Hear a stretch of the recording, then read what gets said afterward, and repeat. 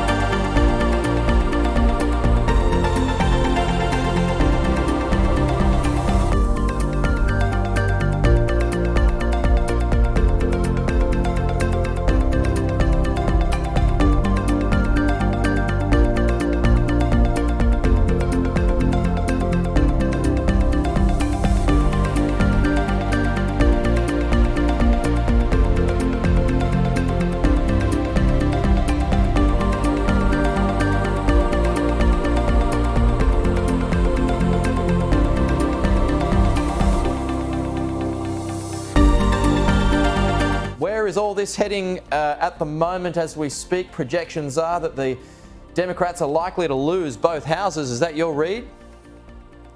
It is. I think it's shaping up to be a very good night for the Republicans. What will that mean? That will mean a very difficult next 2 years for Joe Biden and the administration. It'll mean a lot more attention to government spending, to inflation, to crime rates. But it'll definitely mean a challenging end of the first term of the Biden administration. There is also a growing amount of people who think that money should stop flowing to Ukraine as well. Is that going to gain momentum?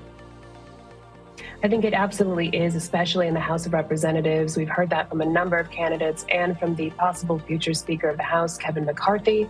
So it's not gotten as much traction in the Senate, but I do think that's a distinct possibility. Republicans have historically paid much more attention to issues of fiscal responsibility and would rather see that spending here at home. Yeah, when you've got so many issues at home, like you said there. Now, under Donald Trump, what happens in the next week or so? Does he announce that he's running for the White House?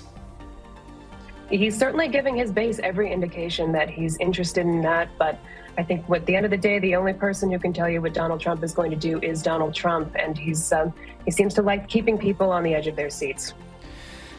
I mean, he looms large this election. All you've got to do is look at the candidates that he's endorsed.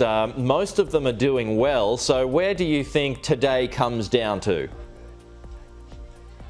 I think it comes down to national issues and how voters feel they're doing versus how well they were doing 2 years ago. People feel that things have gotten more expensive, crime is on the rise, life has gotten more challenging. And I think that at the end of the day, while candidate quality certainly matters, there's a lot of frustration with the party in charge, and that's unfortunately bad news for Democrats. Well, the Democrats, they've chosen to go with abortion, to go with democracy, as Biden calls the soul of America. They've decided to go with crime as well. They're kind of steering away from the economy, which is the number one issue at the moment. Is their radar off? It is. I think it's challenging to try to tell voters how they should feel as opposed to meeting them where they are. And that's the position the Democratic Party has put itself in. I think that issues like abortion motivate a lot of activists and they motivate a lot of people on Twitter. But and some of those people are in blue states that safely traditionally vote Democratic. But it doesn't really motivate as many voters as Democrats may have hoped across a broader swath of the country. Well, I mean, historically, people vote with their pockets, don't they? Yes, absolutely. So what states are you keeping a close eye on today, and where do you think this could well be decided?